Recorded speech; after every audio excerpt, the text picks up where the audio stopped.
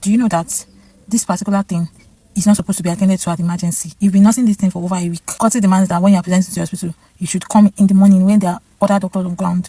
Not that you will now come during emergency period and then you'll be depriving other emergencies from getting treatment and all. Then that was, it's not as if she would not attend to him. She would. They did his vitals, they've opened his card and everything. She just chipped it in that, okay, oh, this is how it is supposed to be. Tell me why this man started creating a fuss, started shouting at her, yelling at her because she's an HIV doctor. So he started calling her all sorts of names, saying she's just religious physically, that she's not putting her actions, her words to actions. Like in my head, when she was telling me, in my head, I'm like, it's not as if you would not attend to these patients. You just chipped it in, like you just informed him in case of next time. And then he kept on going on and on that. Does she know how many people he commands, how many people he attends to, people that listen to him, people that he directs? Like, So watching this video, there's so many stories that came to mind for me.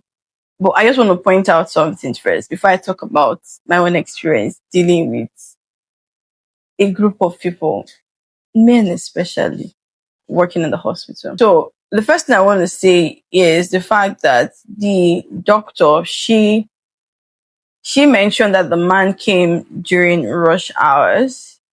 And there's a time actually in the hospital where we tag as rush hours. But however, it was the man's time to be attended to, or rather, it was the man's turn. Let me put it that way. Again, the full story was not really spelled out in the video. But I think, first of all, I think the female doctor would have maybe communicated that much more better. That's one. But the part that threw me off, which I think is quite common, even me, I have experienced it myself, is where they start saying, oh, do you know who I am? Do you know my position? I've heard people even tell me, oh, I have somebody like you at home. Someone has told me that. Not even someone, like I would say several men have told me that. Just because maybe I say, oh, it's not their turn for them to be treated, or things cannot be done this way just because you insist. You are in the hospital and you are trying to insist on how we should treat you medically, not treat you as a person, but treat you medically. It doesn't make any sense. Most of the time, the men they'll start ranting. And like she said, if it was a male doctor, they won't respond that same way. I would have said it's not true, but guess what? Even me, I've experienced it. Where I'm trying to explain myself to a male patient and then shouting and just said all these things. And then a male doctor comes in and says, oh, sir, what's the problem or what's the issue? And all of a sudden, they calm down.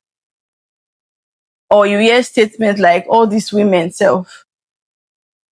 I think it's something that needs to stop, especially in Nigeria. We need to treat both male and female doctors equally. If I am being professional the way I'm treating you, the way I'm attending to you, I think I deserve equal respect. It is a serious challenge. There's people that have even threatened my life that most times when I want to go home, I have to look around to be sure. So imagine a female doctor having to really take so many precautions just because she's doing her job. We are professionals. We don't really attach any form of emotions when we're seeing you. We apply professionalism. Sometimes we even get a chaperone if it's cases of we want to examine you and all that. But it is very, very important to apply that same respect we're giving to you as a patient, not even as a man. Apply that same respect back to us so you can get the best response or the best solution from us. Thank you.